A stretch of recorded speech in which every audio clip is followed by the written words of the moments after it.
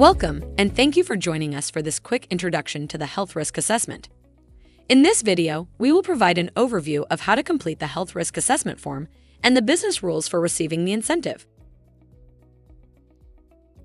Why complete the health risk assessment form?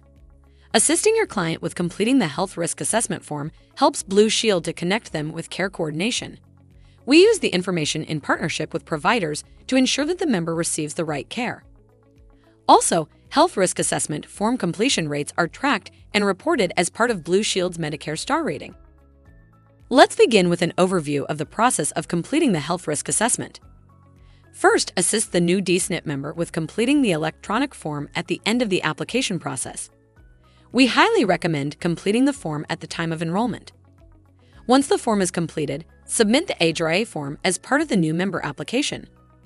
Submitted HRAs will be processed beginning January 2024, and payment will be made for all completed HRAs the month following the member's effective date.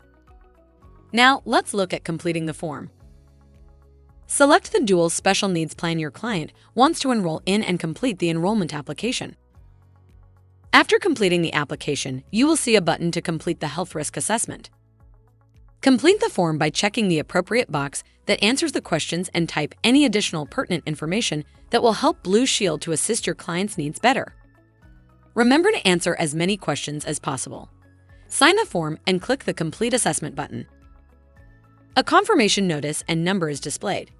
You can also view and download a copy of the health risk assessment by clicking the link. An email is also sent with the confirmation number and date submitted. You can also view the health risk assessment in the client's profile. Scroll down the page to the enrollment history section. Click the More Details button to view the HRA information. Once expanded, you can see the HRA confirmation number. Or, if you did not complete the HRA at the time of enrollment, you may continue to complete the form until December 31, 2023 for all 1/1 effective enrollments by clicking the Complete Health Risk Assessment button in the client profile and still be eligible for the incentive.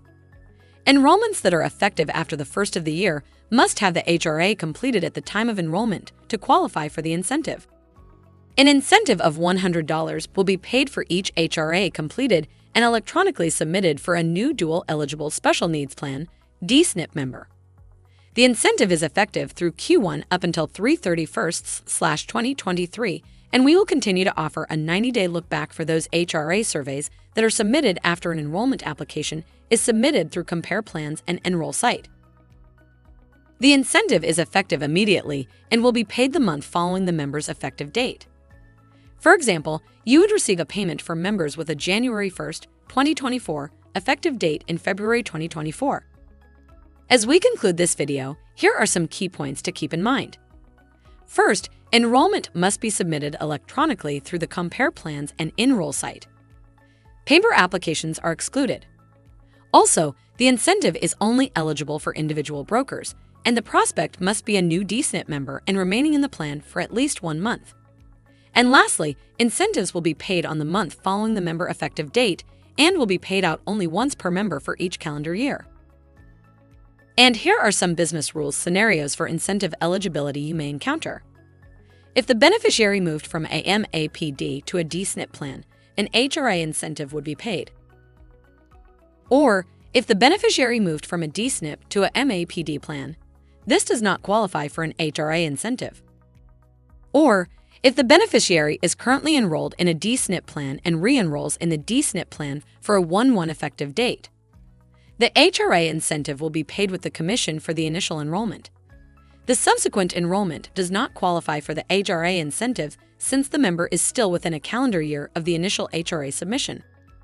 Or, if the beneficiary is enrolled in the D-SNP plan effective 1/1/2024 and submits an enrollment with another broker for the same plan and effective date, the HRA incentive will be paid for the initial enrollment.